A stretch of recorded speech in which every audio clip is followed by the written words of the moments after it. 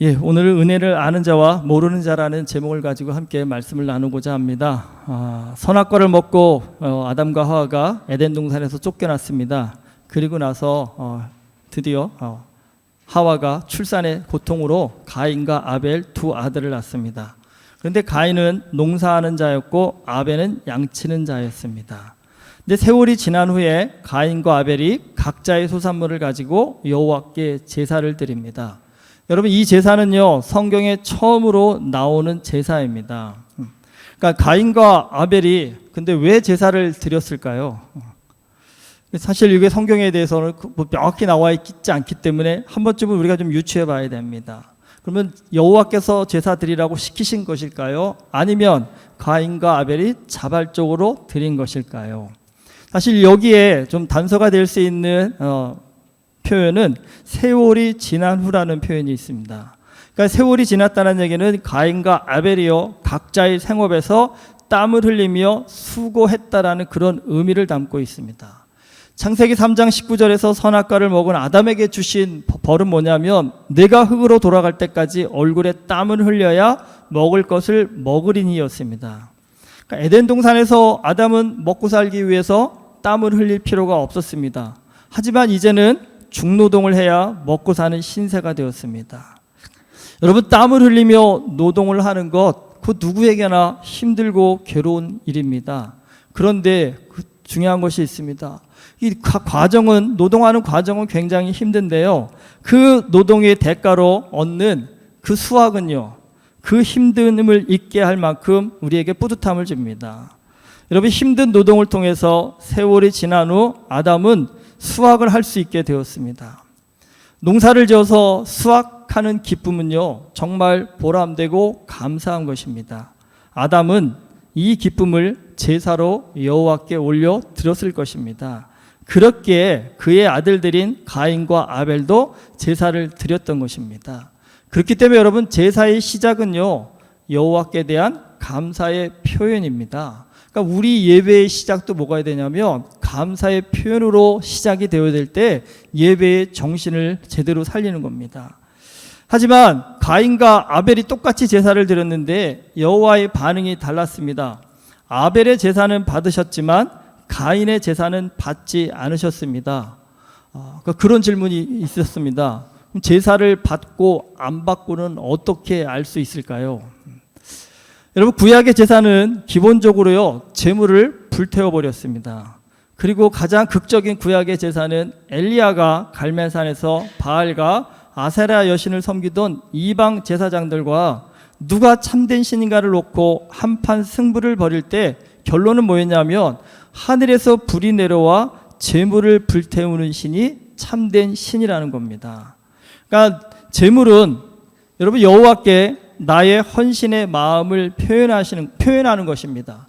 그런데 제물을 드렸다고 끝나는 것이 아니라 제사에 정말 중요한 것은 이 제물을 여호와께서 받아 주셔야 그 제사가 진정한 제사가 된다는 겁니다.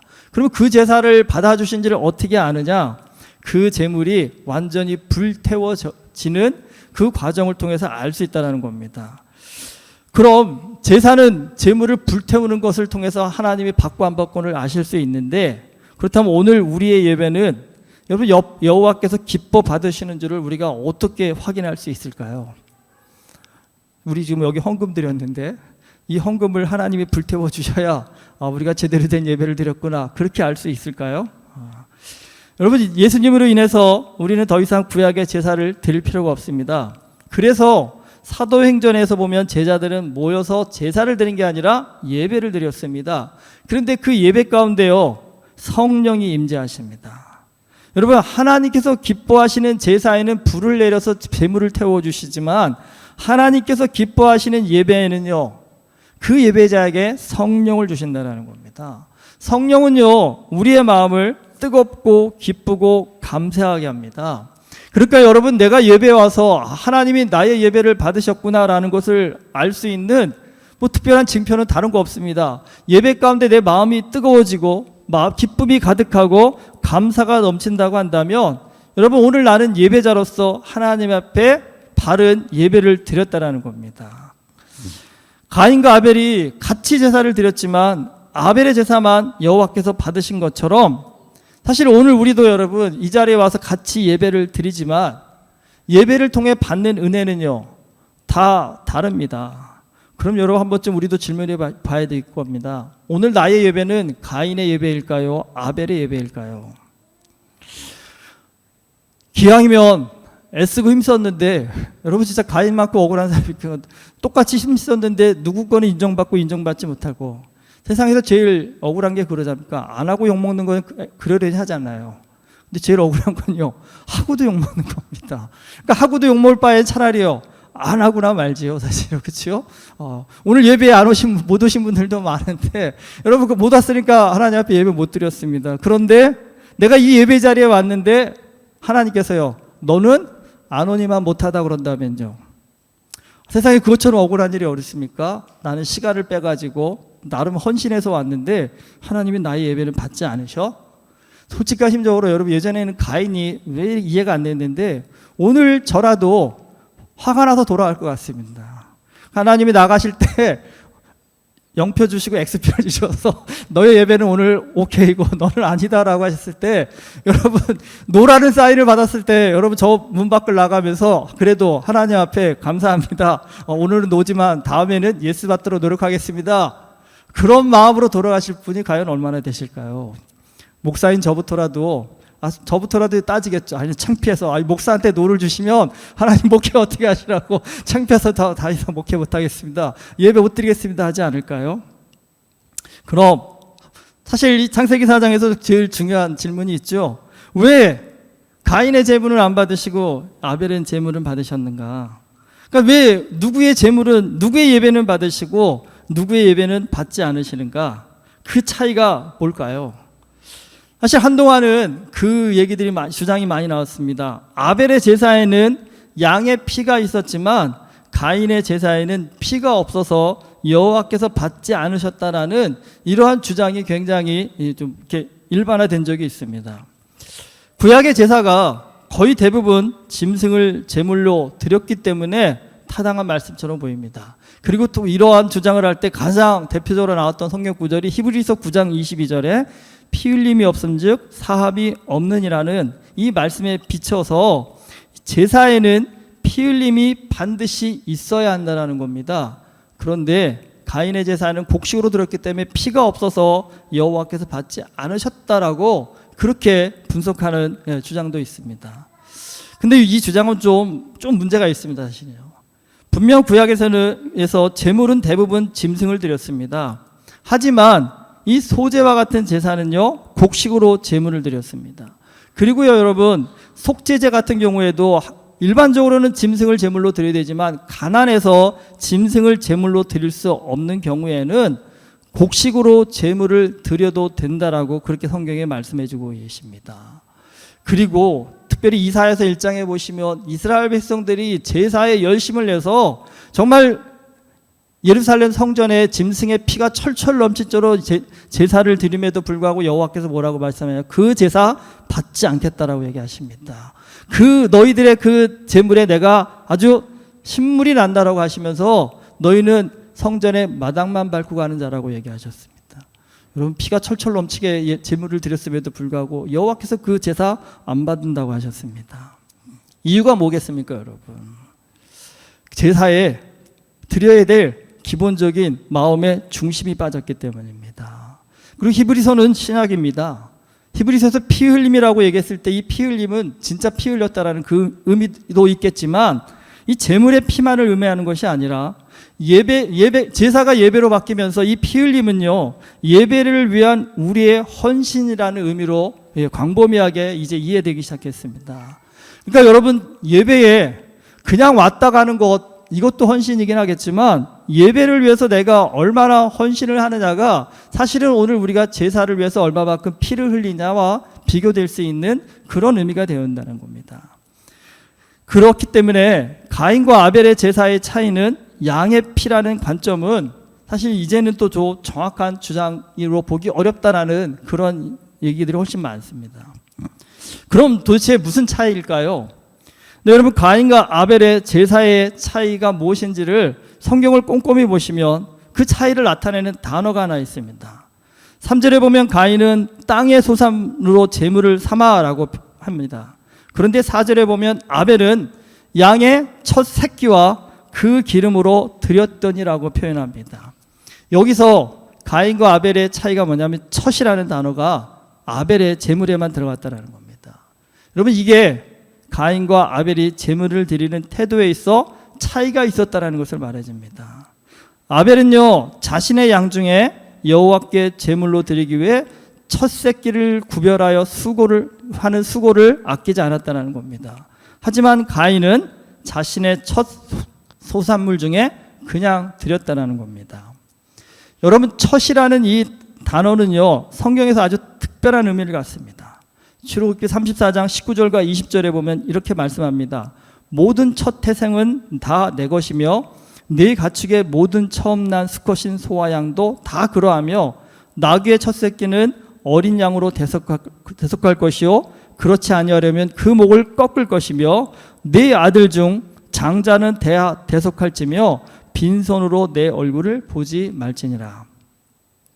모든 생명체의 첫 번째는요, 하나님 것이라고 합니다.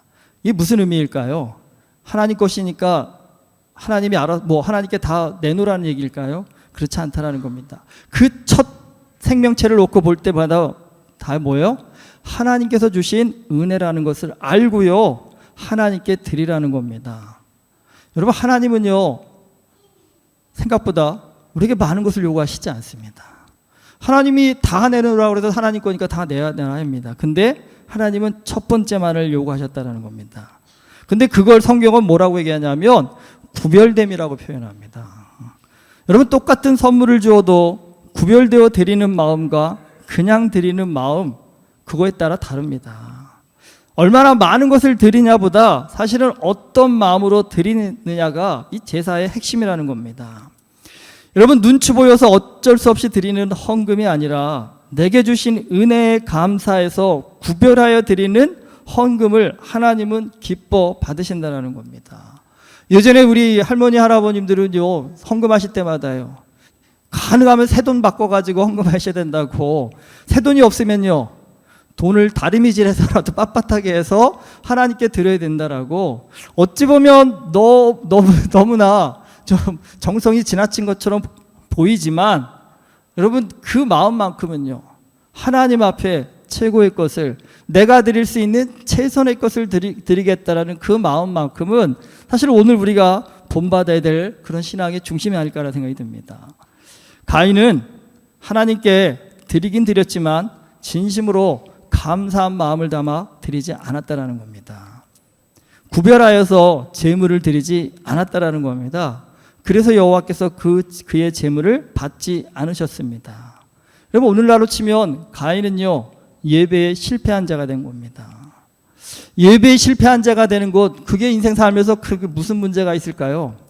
여러분, 오늘 예배 왔는데 은혜 하나도 못 받았어요. 별로 오늘은 예배 안 오니만 못해요 라고 돌아가신다고 했을 때, 여러분, 그 예배가 실패되었을 때 내 인생에 무슨 문제가 생길까요? 갑자기 번개가 쳐서 내가 길 가다가 맞을까요? 아니면 교통사고가 나서 큰일이 날까요? 하나님 그렇게 여러분 속 좁으신 분 아닙니다. 여러분이 예배에 실패했다고 하셔서 바로 징계하시고 벌하시지 않습니다. 근데 여러분, 예배에 실패하게 되면 문제가 뭐냐면 마음이 무너진다는 겁니다. 마음이 어떻게 무너지냐 하면 해야 할 일을 하지 않고 하지 말아야 할 일에 마음을 뺏겨버리는 어리석은 자가 된다는 겁니다. 가인이 제사에 실패했습니다. 무엇이 문제가 되는지 이제부터 나옵니다. 가인이 여호와께서 자신의 제물을 받지 않고 아벨의 제물만 받으신 것을 보고는 분하여서요, 안색이 변하였다고 했습니다. 그런 가인을 향해서 여호와께서 뭐라고 말씀하십니까? 내가 선을 행하면 어찌 낯을 들지 못하겠느냐? 선을 행하지 아니하면 죄가 문에 엎드려 있느니라. 죄가 너를 원하나 너는 죄를 다스릴지니라. 여러분, 이 말씀이 이해가 되시나요? 여러분, 성경에 하나님이 말씀을 쉽게 잘 안 하세요. 정말 뭘 이렇게 어렵게 말씀해 주실지 모르겠어요. 근데 가만히 생각해 보니까 좀 곰곰이 좀 뒤집어보라고 하시는 뜻인 것 같습니다. 제가 이 말씀을 묵상하다 이렇게, 이게 한마디로 정리하면 이건 것 같아요. 너 자신을 좀 돌아보라는 겁니다. 네가 왜 지금 화가 났냐? 너 지금 화날 때가 아니라는 겁니다. 너가 왜 이 상태가 되었는지 좀 돌아보라는 겁니다. 너의 재물을 받지 않으신 지금 여호와를 향해서 네가 분을 낼 때가 아니라는 겁니다. 너 안에 무슨 잘못이 있었는가를 좀 돌아보라는 겁니다. 여러분, 나를 돌아본다라는 것 잘 되세요? 살면서 나 자신을 좀 잘 돌아보게 되시나요? 살면서 정말 이거 굉장히 중요한 일입니다. 그런데 또 생각보다 이게 굉장히 또 어려운 일이기도 합니다. 인생이 다 내 뜻대로만 되면 얼마나 좋겠습니까? 근데 살아보면 내 뜻대로 되지 않아서 힘들 때가 정말 많습니다. 그런데 여러분, 내 뜻대로 되지 않아서 힘들 때마다 우리 마음 가운데 올라오는 죄성이 있죠. 뭡니까? 그게요, 원망입니다. 여러분, 살다 보면 사기를 당해서 큰 손해를 입은 분들도 꽤 많습니다. 그때 우리의 이 심령 깊은 곳에서 나오는 탄식이 있죠. 너 때문에, 그 인간 때문에. 그 원망으로 우리가 고통을 겪습니다. 그런데 여러분, 이런 고민을 하고 있는 분한테 이런 얘기하면 정말 돌에 맞겠지만 그렇죠? 이거 함부로 얘기하시면 안 됩니다. 너 때문에 가지고 땅을 치고 지금 분을 쌓고 있는 분한테 야, 그래도 곰곰이 생각해봐, 이런 얘기 하시면 안 됩니다. 그런데 남한테 하지 마시고요, 우리 자신한테 하셔야 됩니다. 힘들지만, 여러분 정말 힘들지만, 정말 문제의 원인을 깊이 돌아보면 나한테 사기친 사람도 분명히 나쁜 사람이지만 정말 문제의 본질은 뭐냐면 그 사기꾼을 제대로 보지 못한 나의 안목이요, 가장 근원적인 문제라는 겁니다. 그러니까 여러분, 이 문제를 가장 빨리 해결할 수 있는 방법은요, 그놈 때문에 잠 못 이루는 것이 아니라 왜 내가 그런 사람을 바로 보지 못했을까? 내 시각에, 내 안목에 무슨 문제가 있었을까? 여러분, 빨리 내 자신을 돌아보고 나의 안목을 좀 키우는 일에 내가 좀 집중한다면요, 그 사람은 좀 괴로움을 당할지 모르겠지만 그 실패를 딛고 정말 더 성숙하고 원숙한 사람으로 성장해서요, 더 큰 성공을 이룰 수 있을 것입니다. 가인은 여호와께서 너 자신을 돌아보라고 타이르심에도 불구하고 그 말을 무시해버립니다. 그리고 마음의 분을 키워갑니다. 그리고 그는 결국 자신의 재물을 받지 않으신 여호와에 대한 화풀이를 어디다 풉니까? 동생에게 풀어서 아벨을 죽입니다. 그런데 그런 가인을 향해서 하나님이 당장에 나타나서 너 왜 이렇게 나쁜 짓 했냐고 야단치시지 않습니다. 뭐라고 물으십니까? 내 아우 아벨이 어디 있느냐라고 물으십니다. 근데 여러분, 선악과를 따먹고 숨은 아담에게도 여호와께서 동일한 질문을 하셨습니다. 내가 어디 있느냐? 여러분, 이 질문은 우리에게 굉장히 많은 것을 내포하고 있습니다. 여러분, 성경을 가만히 보시면요, 여호와께서는요, 우리에게 질문을 굉장히 많이 하십니다. 그런데 여호와께서, 하나님께서 하시는 질문은 예스, 노로 대답하는 간단한 질문이 하나도 없습니다. 하나님께서 주시는 질문들은요, 특징이 뭐냐면 우리로 하여금 깊은 생각을 요구하신다는 겁니다. 여러분, 아담한테 왜 내가 어디 있느냐고 물어보셨을까요? 하나님이 아담이 어디 있는지 몰라서 물어보신 걸까요? 그건 분명 아니겠죠. 이 질문에는 이런 의미를 담고 있습니다. 아담, 너 왜 거기 숨어 있냐? 너가 왜 그렇게 숨어 있는 신세가 된 것이냐? 그러니까 아담에게도 너의 지금 상태를 돌아보라는 겁니다. 왜 이 넓은 에덴 동산에서 마음껏 자유를 누리며 살라고 내가 너를 창조했음에도 불구하고 왜 이렇게 숨어 있는 신세가 되었는지 너 자신을 돌아보라는 겁니다.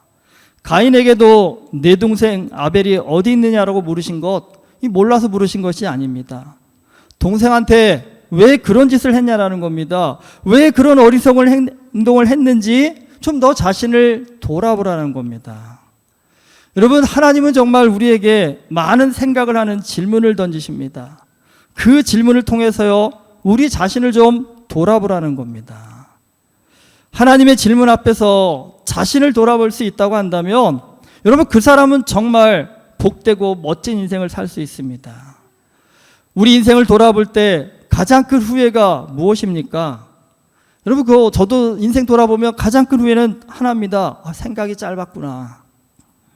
후회스러웠던 인생의 선택에는 항상 그것이 있습니다. 내가 왜 그때 그거 그렇게밖에 생각을 못했을까? 이런 후회가요, 우리 누구에게나 있습니다.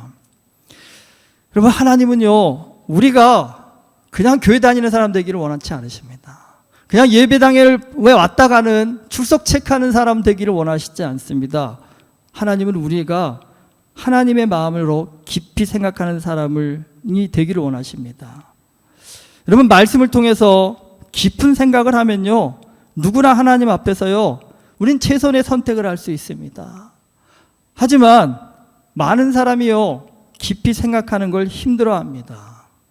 제가 전도사부터 지금 목회 생활한 지가 거의 이제 25년 돼 가더라고요. 어느새 이렇게 됐더라고요.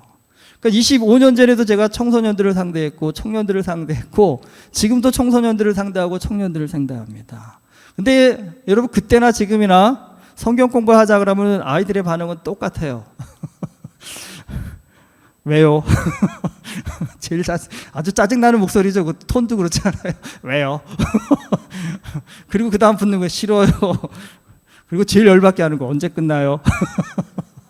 어떻게 이게 진리의 말씀 같지? 왜 그때나 지금이나 20년이 지났는데도 변하지가 않을까요? 열심히 나는 준비하고 가르치는데 언제 끝나요 하면요, 갑자기 혈압 확 오르더라고요. 근데 지금 선생님들도 똑같더라고요. 왜 그럴까요, 여러분? 왜 그럴까요? 특별히 요즘은 미디어가 발달하다 보니까 보여지는 것이 최선입니다. 그러니까 보여지는 것만 갖고 더 이상 생각하기를 원치 않습니다. 근데 여러분, 왜요? 언제 끝나요? 이 말이 가인이 하나님께 했던 말과 똑같습니다. 내가 내 아우를 지키는 자니까. 따지는 거잖아요. 짜증난다고 감정적인 반응을 보인 거잖아요.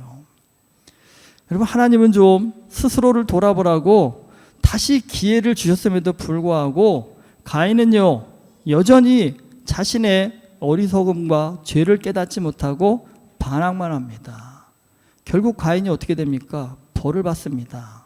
그런데 끝까지 반항합니다. 13절에 뭐라고 가인이 얘기합니까? 내 벌이 지기가 너무 무거우니이다. 자기는 사람을 죽였습니다. 그렇다면 여러분, 죽인 사람이 처벌받아야 될 동일한 상황이라면 우리는 어떻게 합니까? 이건 사형에 처해야 되면 맞는 거 아닙니까? 그런데 하나님이 살려주셨습니다. 그럼에도 불구하고 자기 죄벌이 무겁답니다. 무슨 의미일까요? 남의 눈에 티끌은 보아도 내 눈에 들보는 보지 못하는 그런 어리석음을 갖고 있다는 겁니다. 여러분, 인생이 참 어렵고 힘들 것 같지만 인생의 답은 생각보다 간단합니다. 인생의 답은 다 어디에 있을까요? 우리 마음에 있습니다. 여러분, 우스갯소리가 있습니다. 지옥에 갔다니 사람들이 제일 많이 하는 단어가 있답니다. 뭘 것 같으세요? 지옥에 간 사람들이 제일 많이 하는 단어? 지옥 가실 분이 없어서 생각을 못 하실 거예요. 감사하네요. 이거 답이 나오면 여러분 좀 문제가 있는 건데. 지옥에 간 사람들이 제일 많이 하는 단어가 너 때문에랍니다. 너 때문에. 너 때문에 지옥에 왔다고. 너 때문에 지옥에 왔다고. 근데 여러분, 반면에 천국에 간 사람들이 가장 많이 하는 말은 뭘까요? 나오시네요. 제가 읽었습니다. 덕분에랍니다. 당신 덕분에 천국에 왔습니다. 덕분에. 여러분은 어떠세요? 살면서 너 때문에라는 게 많이 나오세요? 아니면 덕분에라는 말이 많이 나오십니까? 말씀 가운데 여러분, 조금만 좀 깊이 생각해 보면 오늘 내가 사는 것 정말 다 하나님의 은혜입니다. 여러분, 하나님께서 때를 따라서 비를 내려주시고 좀 적당한 햇빛을 비춰주시고 정말 무한한 공기를 주시고 건강을 주셨기 때문에 오늘 내가 존재하는 겁니다. 여러분, 이것들 없으면 우리는 정말 존재할 수 없습니다. 당장 죽을 수밖에 없습니다. 그런데 여러분, 이것들을 하나님께서 우리에게 무한으로 주셨기 때문에 우리는 살 수 있습니다.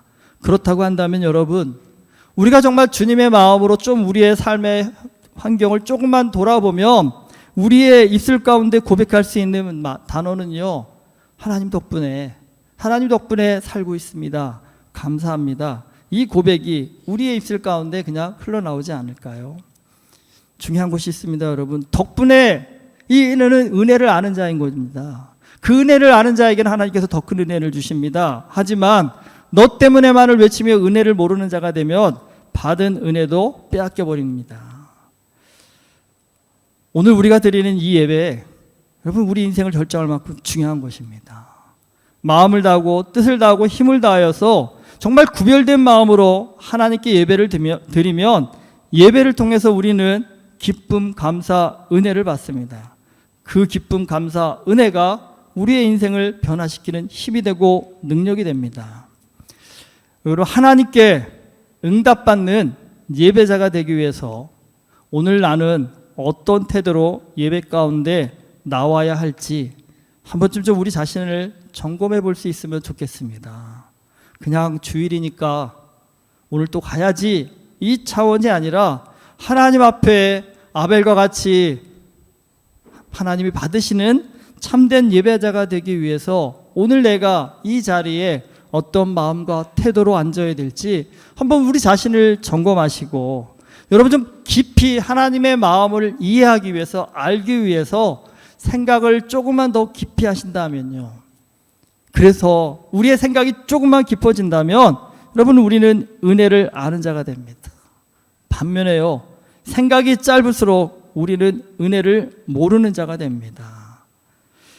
깊은 생각을 통해서 하나님의 은혜를 알고 그 은혜 앞에 감사로 예배드리는 자가 될 때 우리는 믿음으로 성공하는 하나님의 백성이 될 줄 믿습니다. 여러분, 오늘 예배 자리에 나온 우리 모두가 하나님 안에서 예배자로서 하나님 앞에 인정받을 수 있는 그 믿음의 복을 받으실 수 있기를 주님의 이름으로 축원합니다. 기도하시겠습니다. 참 좋으신 아버지 하나님, 우리의 삶을 돌아보면 정말 하나님의 은혜가 아닌 것이 정말 아무것도 없습니다. 나같이 무지하고 어리석고 고집스럽고 죄 많은 사람이 이렇게 하나님 앞에 나와 예배자로 설 수 있다는 것, 그리고 이 예배 가운데 감사를 알고 기쁨을 알고 은혜를 알 수 있다는 것, 이거 정말 기적입니다. 하나님의 크신 은혜입니다. 주님, 그 은혜 앞에 좀 반응할 수 있는 우리가 되게 하여 주시옵소서. 어리석은 욕심을 가지고 헛된 곳에 마음 뺏기는 자가 아니라 하나님 아버지를 깊이 생각하고 묵상하여서 하나님 안에서 날마다 은혜를 고백할 수 있는, 그래서 하나님 앞에 정말 인정받는 예배자로 살 수 있는 우리가 되게 하여 주시옵시사. 하나님 앞에 드려지는 참된 예배자 될 수 있도록 우리의 심령을 주님께서 붙잡아 주시옵소서. 예수 그리스도의 이름으로 기도드립니다. 아멘.